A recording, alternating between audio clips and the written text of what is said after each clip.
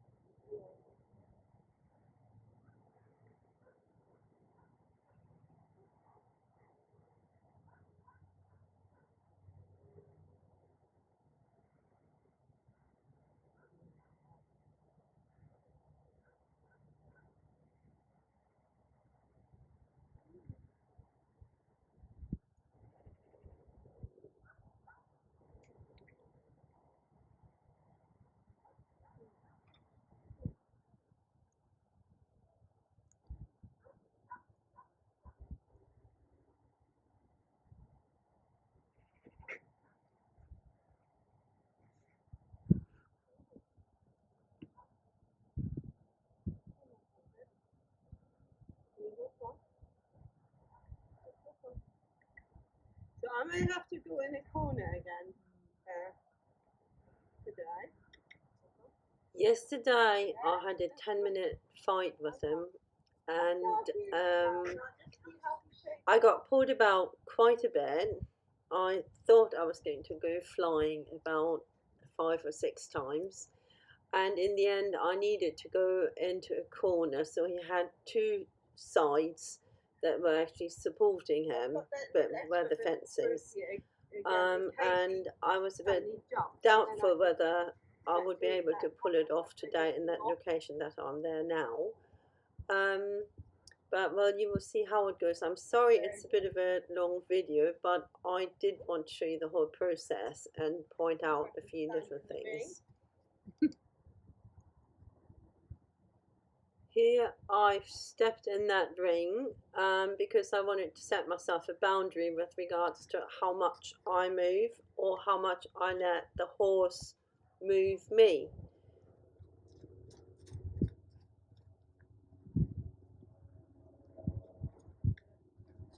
Good, very good.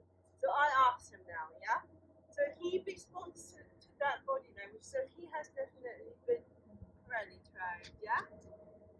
That's George. And here I'm getting him to change direction. I want you to take note how I did not move. I absolutely made that horse move around me. So this is really quite important that you make the horse's feet move and the horse doesn't make your feet move. In the herd, he or she who makes the other's feet move is the boss. Very nice.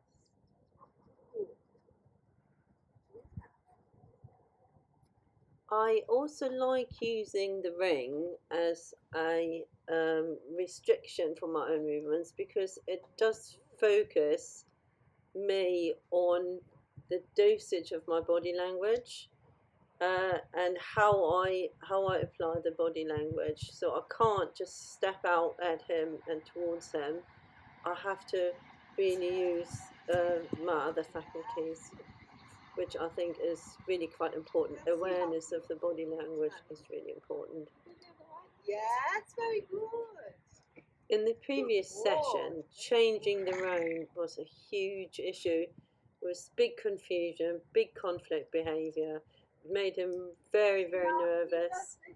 And today he's actually doing it really well. So I have to assume that he has been doing it a fair bit before. So this is about the third time now that I kind of step out of the ring to control being pulled, really.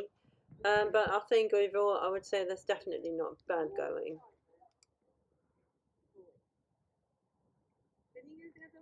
Yes. Very good.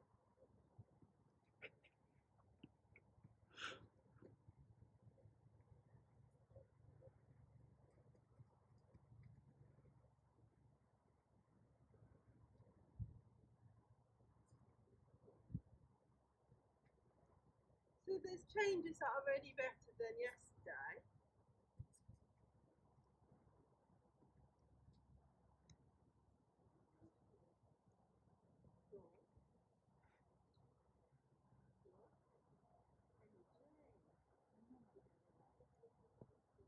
Yes, yes, good, yes. Good boy. At this point, we're only getting to know each other because this is only the second time that I've lunged him. And I'm just finding out how much he knows, and I'm also finding out how sensitive he is with regards to my body language, the energy that I push his way, how I push it. And he seems to be quite timid, and obviously we don't know how he's been trained, but to me it seems like that he may have been trained in a fairly forceful way, because he is so sensitive to even small little bursts of energy from me. So I have to be very careful. My challenge here is that I find the right amount of energy to get him going and keep him going without upsetting him. And that will get easier as he knows me better and he trusts me. But at the moment, it is yeah, not that easy.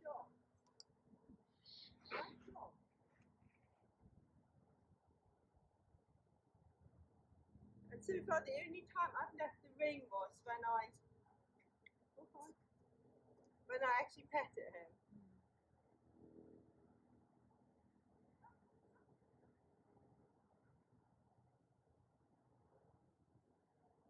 Good boy, George.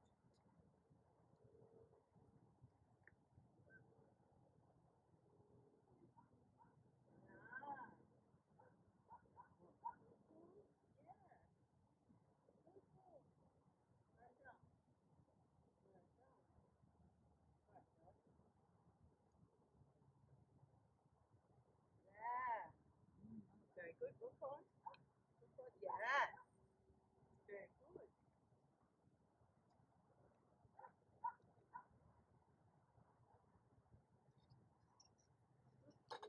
My body language with him has to be very quiet, and you can see that my movements are fairly minimal. I'm quite stationary and I'm quite gentle, because I very quickly noticed that he can be upset quite easily. And just from that little flick that I did there with the rope, he already swished his tail, if you noticed just now. Without upsetting him and putting him into panic mode. Good boy, that's a good job. Yes, you're doing a good job.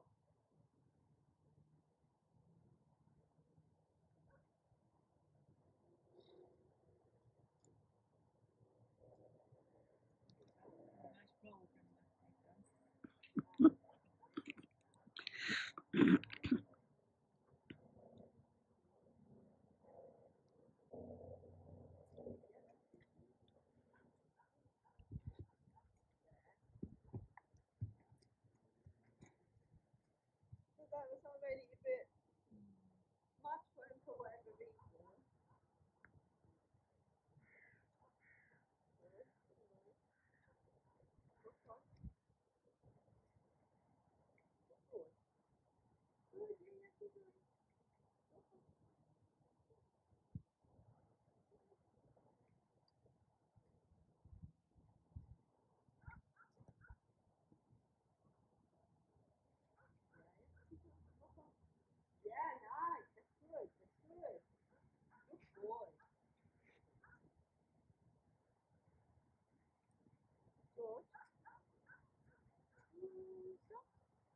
Nice. Very good. Very good. Very good.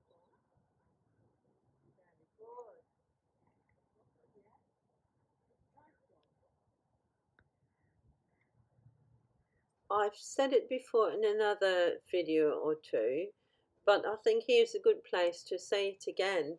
Um, I think lunging is actually a really stressful activity for the horse because it's totally exposed to Yes, our body good. language and it can't get away from it. So if we put pressure on and pressure on and pressure on because the horse is at the end of the lunge rein, it cannot get away unless, of course, it Yes. very violently pulls away from us. Yes, very good. And so I think it is very important that's the principle that I've always worked from in the last few years, that the horse has to trust me that it can come back into me when I ask it to.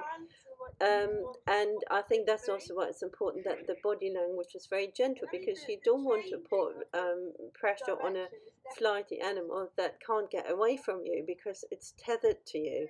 It's very, very stressful, and I really think people don't appreciate that enough.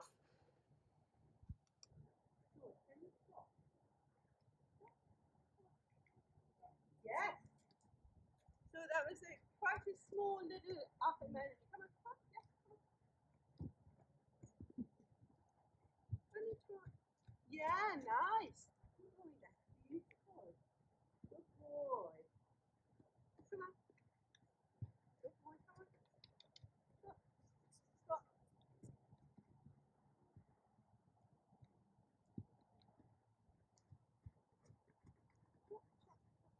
Yes, yes. Nice job. So he's licking and chewing. Come on. Ooh. Ooh. Nice job. Very good horse. Give him a little treat now.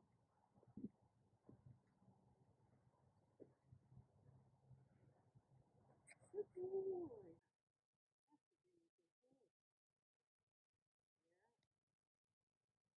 That's a really good horse. Yeah. Can you do it the other way around? What one? That one? Yes, very good.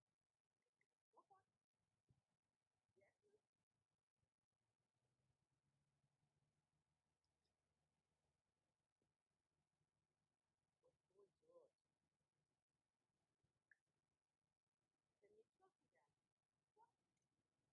Can you stop again? I also never hold the lunge rein at the very end because if the horse pulls away from me quite hard, um, I usually, like here, I let go. That gives me time to ground myself. And if the horse thinks that it can pull against me and I support it, by suddenly letting go of the lunge rein, I unbalance it. And usually it then comes back to me better. So I'm less likely to be jerked to fall over, and I'm more likely to regain control over the horse a little bit more quickly. I have time to ground myself, like I said. So I think it's quite a good strategy.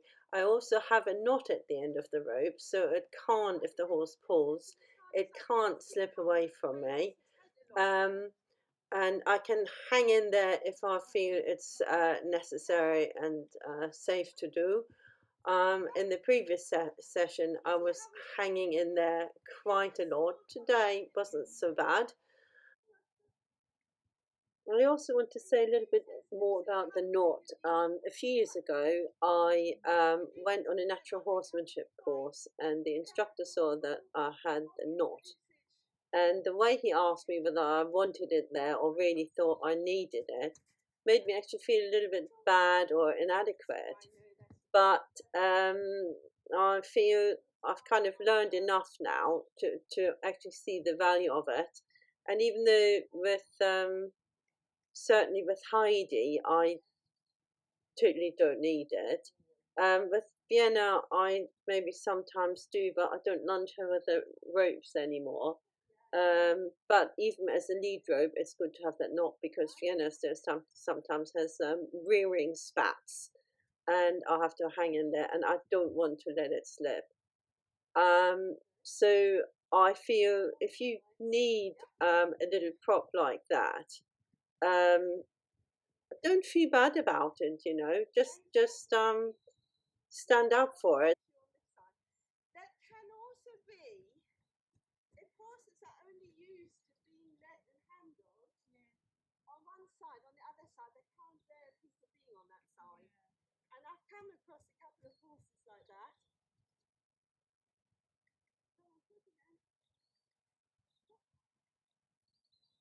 Good. You wonder about that eye as well. And you see, this is also because I don't want it to slip further into his eye. Stop. This is why I made it quite tight. Good. Come here. Come.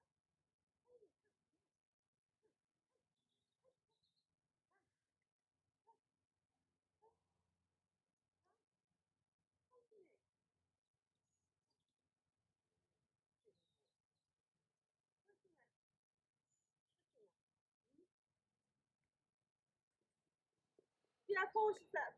There is one more thing I want to say about the turning in when the horse is stopped.